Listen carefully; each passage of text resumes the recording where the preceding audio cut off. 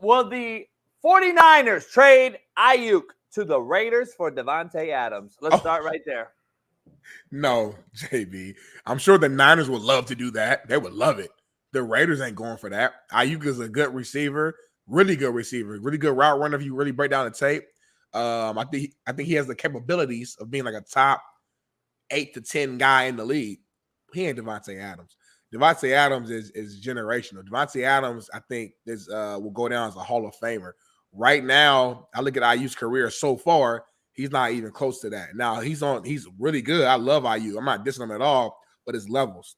And he has not sniffed the success that Davante Adams has sniffed. Now, you could say it's because of the quarterback situation or the system that Shanahan has, but I could also counter that and say, well, maybe you have played well because of the system that Shanahan has. And if you were in a more traditional offense, who knows how well you'll play. Again, it's a lot of unknown. I'm not saying Aiyuk won't go somewhere else and ball out because I think he will, but this won't be a smart trade for the Raiders at all, unless you're giving them Aiyuk, 3 future first-round picks, a D lineman. You got to give a few things. Davante Adams is that box office. He's that good to where that's not an even trade. Yeah, I wouldn't trade. I wouldn't get. There's not a player the Niners have. In my opinion, I would. The Raiders don't have one. The Niners don't have one player I'd give up for Davante Adams, even at 31 years old. Probably not. Yeah, I'm thinking out loud. Like player for player, probably not. Bosa comes to mind. Kittle comes to mind. But player for player. Not in a quarterback paid league and an offensive driven paying league. Bosa, none of them guys you can't get rid of the quarterback's blood life. There's no way. Davante's 1A, 1B in the whole NFL, in my opinion, still at 31. I agree. Now let me throw this caveat in there though. Our main man Chase is on top of these guys, and he's always breaking that down. And he was like talking about this yesterday with me, but we were talking about it. I'm like, I threw this at him. I'm like, yeah, but what if they traded Davante to the Niners so that he can reunite with Aaron Rodgers? Whether that's in Frisco or it's an easier way to get him out of there to the Jets for next year. So why would it be easier to get him from the 49ers to the Jets versus going direct from the Raiders to the Jets?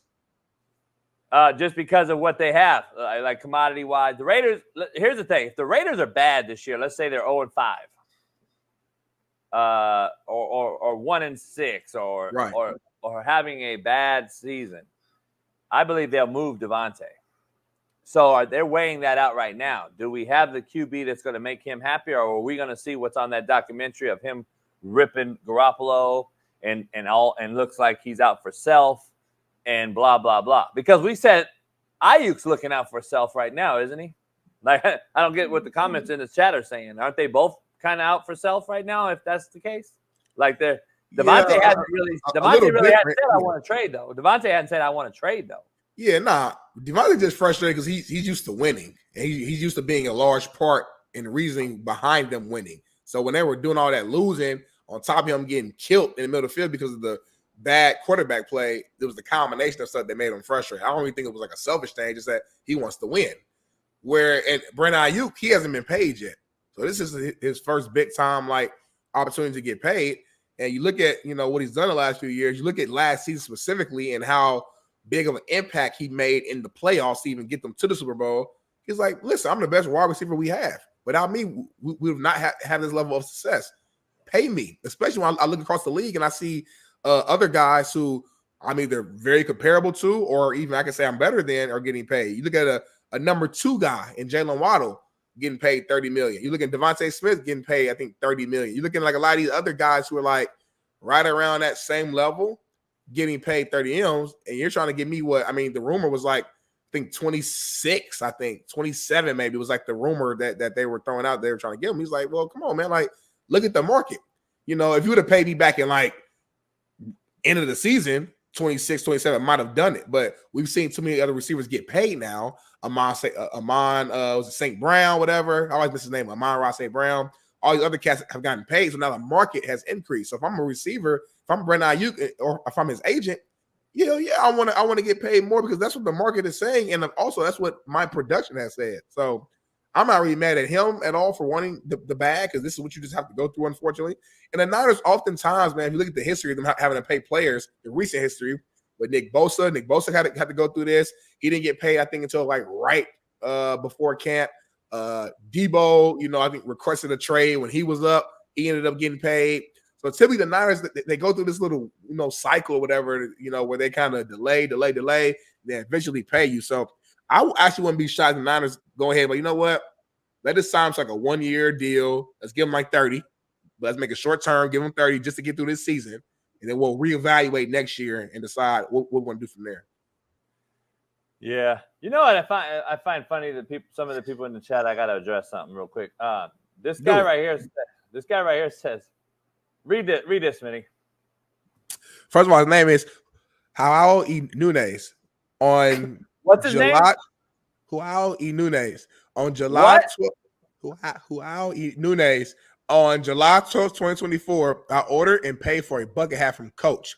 I've yet to receive notification. I've sent several emails without response, and I want my money back. Your business is a clown show. From Joao E. Nunez. JB, what's your response? Honest response. I looked at it. I was like, well, fuck, let me make sure. It was 5 days ago, you fucking idiot. Do you know how many fucking orders we got for Trump shirts alone in one day?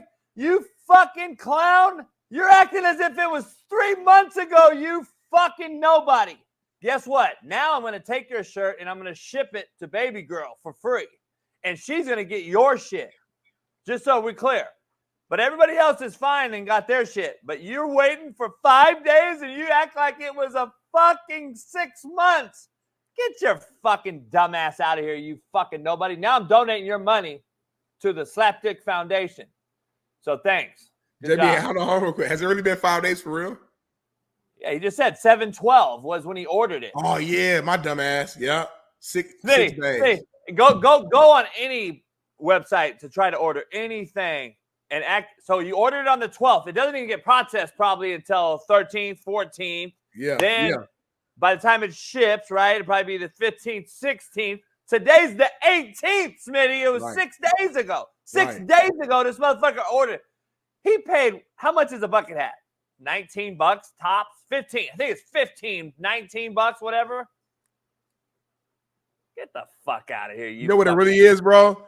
He probably short on money, and he probably bought the hat before he like paid his light bill or something crazy happened. Now he got pressure from his lady talking about you to get this thing figured out. So now he's trying to like go back and make it like it's your fault that he didn't. Wait, by the way, listen to this. This is the fucking shitbird this guy is. Listen to this. I want you guys all to know in person why people are stupid. Here's the thing. I'm looking right now on the site. Guess what? So his name's right there, homie. I see the order. Smitty, right here. Yeah. And guess what? It says in progress, meaning that he was sent an email. He put his wrong email.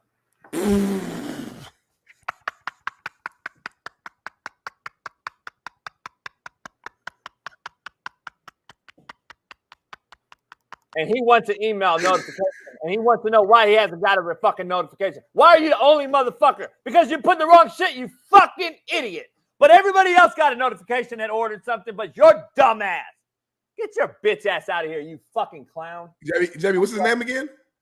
Yayoya. I don't know. Fucking some dumb fuck. God, I hate dumb people, homie. I really do. I hate dumb people. I wish we could just get rid of them, eliminate them all. You said you don't hate anything or anybody. I don't. I go back and I say, all right, I dislike him. But right now, I hate him. Let's dive into let's get into the show, man. We haven't dive into the show yet. Aiyuk, I think the Niners should go in there and say, listen, thank you for wanting to go and demand a trade. I'll see your motherfucking ass in camp. That's what I would tell him. Because He's been doing this off and on shit. How many times have we talked about this trade possibility? A lot. For like 6 months, huh? Yeah. Fuck, man. Like, it doesn't it get old? Like, to be honest, Smitty, this is why the Niners haven't won a Super Bowl. No, it's not. No, it's not. No. Just hear me out. Hear me out real quick and we'll move on. I'm just telling you. The reason I say that is this. All off season, Smitty, you can't sit here and tell me that has not been a distraction in the fucking locker room around things. How can I move forward with Brock Purdy and Debo and CMC and let's get out and work out and let's get out and throw together and let's do these things when in the back of my mind, there's this guy that we don't know if he's going to be here, if he wants to be here, blah, blah, blah, etc. It cannot tell me that that's not been an issue in this offseason. They never have a full gelled situation. And then it bites them. It bites them later in the seasons every single year. They can't get over that hump, regardless if they make it to the Super Bowl, to the NFC title game, whatever it is. They always get there because their roster's so loaded. But they, for some reason, they're like the Cowboys in that regard. They always piss down their leg in some facet, shape, or form. It's just a distraction. I don't care if we're gonna downplay it and say it's not, and the players are gonna say it's business as usual. It's not. It's not. You know damn well it's in the back of everybody's head. We've been talking about it for 6 months, Smitty. Come on. But every team goes through this, man. Chris Jones sat out for the Chiefs. I think was it last year, if I'm not mistaken. And I mean, was that a distraction? I'm sure it was. Won the Super Bowl. The reason why the Niners haven't got over the hump is because of one person, Patrick Mahomes. Guess what? That's literally the reason. And that's my point, Smitty. Chris Jones don't catch the ball on offense. There's no camaraderie needed. You play D lineman. You play Chris Jones' position. What do you do when you pull him back in? Hey, Chris, see ball, hit ball. Okay.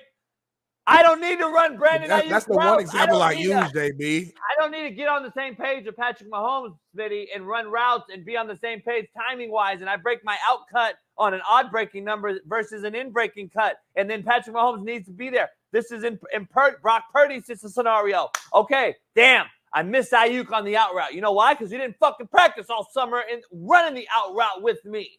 That shit matters. All right, Jeff, let me ask you so we can move on.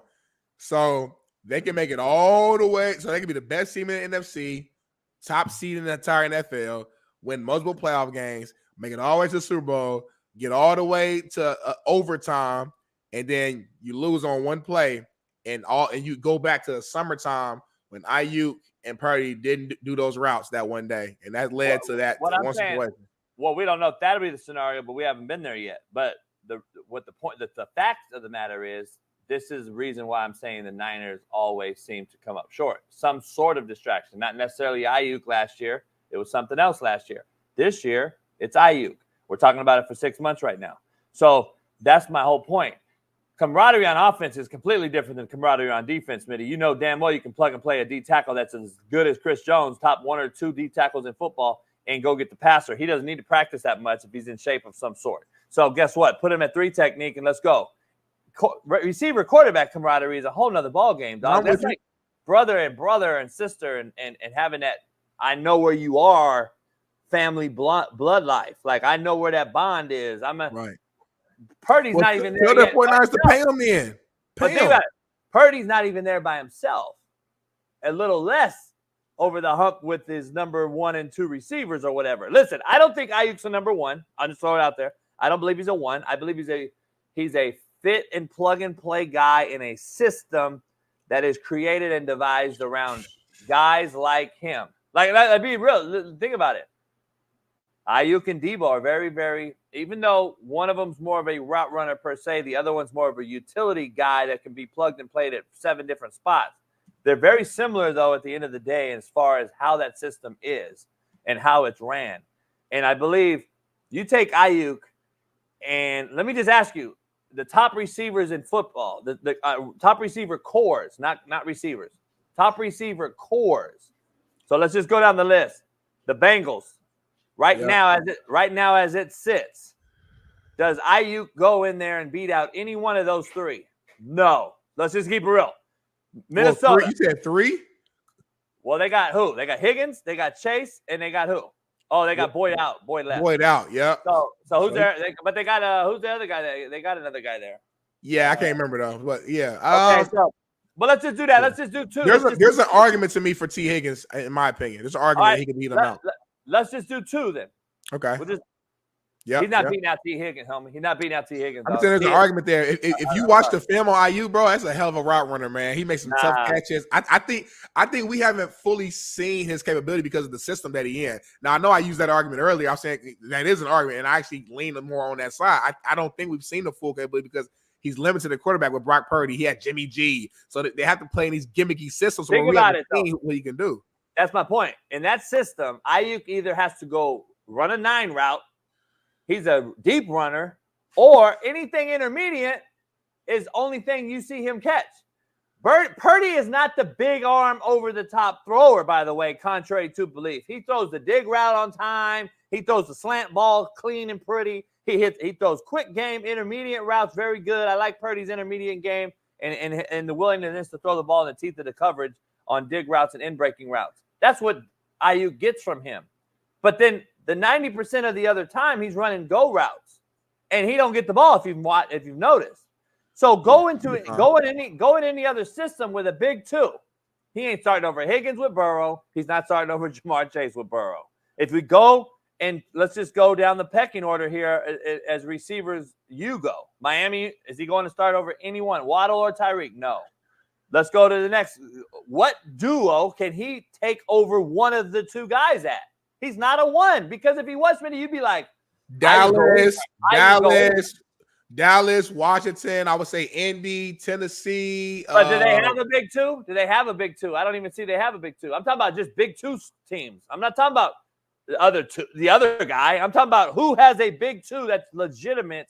Dallas don't have a big 2 that I know of. No, they don't. I would just name spots where he could be a 1 or a 2 in my opinion. But to take over somebody, I'm just saying, like, no, arguments. I don't know. Yeah. Let me be clear. I just want to be clear. Like my argument, like he can go other places and play. I'm saying, can he beat out a big 2 duo in the NFL that is elite right now? Like who has the best combination duos in football? Philadelphia. Eagles. No, he ain't going there. He ain't going to Philly. He ain't going to probably Chicago. I don't really think he should go because I think DJ Moore's a 2, and I think Aiyuk's a 2. Now, I think Aiyuk beats out DJ Moore. He has more capabilities, in my opinion. But here's the thing, not with Caleb Williams. See, that's what I'm saying. This is a scenario that you have to break down. It's so finite, Smitty, that, and we're going too long on this. We'll move on, but you have to break this down so finite because I'd rather have DJ Moore with Caleb Williams than Aiyuk with Caleb Williams. See, that's the difference. I'd rather have a guy that's pretty – I don't know what size-wise is. I think they're pretty similar. I think they're both probably similar speed. I don't know. DJ can go. DJ can go if he gets loose. But I like DJ fitting a system with Caleb Williams early in his career than I do Aiyuk because Aiyuk's going to depend on reverses. He's going to depend on go routes. He's going to depend on other things. Where DJ, you can run him on anything, get those tough yards, and Caleb can just get confident. I just don't think you can do that. I don't think Aiyuk can start over anybody in Houston. Not no number 2. I think Houston probably has 3 that'll start that Aiyuk can't start over. Seattle, no, I don't think he could start in Seattle over Lockett or your boy Swole, Big Swole. There's no way. Well, he ain't starting over DK, but he's starting over Lockett. I don't know. At this point in Lockett's career. Listen, I think you're saying all this back to my original point. We have not seen Aiyuk in like a more of a traditional system, so I think you're lacking confidence in him because of that. We're punishing him for the system instead of watching the tape and looking at what he does individually. The route running ability, the way he gets off press, the catching ability, some of the bad throws that Brock Purdy threw him in the playoffs. We watched a little bit of tape yesterday at Fox. Like it was a couple like big time plays and late in the game and first downs that the Niners, you gotta have it. You have to have it.